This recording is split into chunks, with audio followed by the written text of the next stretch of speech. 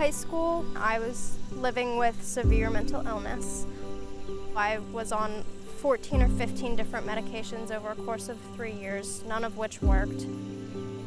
In 2018, I planned a 10-day road trip. Every day was centered around nature activities. And I remember specifically sitting on some rocks in a lake in North Carolina, and I was just at peace. And that's when I realized how beneficial being outdoors has been for me and my healing experience and overcoming my serious mental illness, because I've learned through recreational activities how I can heal from them and how others can heal from them as well.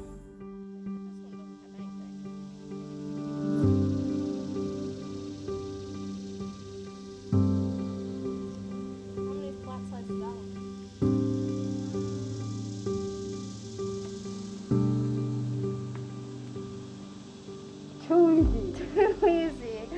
You thought that was too easy? I thought that was hard. But I mean, I also was the one giving you descriptions, so it was hard to describe the picture. Do you think that this was a fun puzzle? Yeah. After you come back from school, you would to ask Diana if she could find me something harder. I can find you something harder. We just need to spend more time doing it. I work under and coincide with recreational therapists to provide recreational activities for our clients that are person-centered and focused on the person's goals. Help You Bridge has really taught me how to plan and how to assess, so it's really dipping my toes into the field.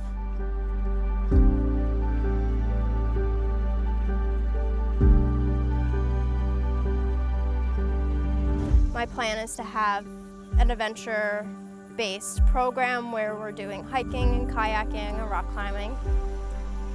Because of my certificate in horticultural therapy, I want to incorporate horticulture aspects to it as well, so land preservation, garden management. I find profound peace while I'm out in nature and while I'm working with nature. It really gives me a sense of connection with the world around me and makes me feel like I'm in the right place at the right time.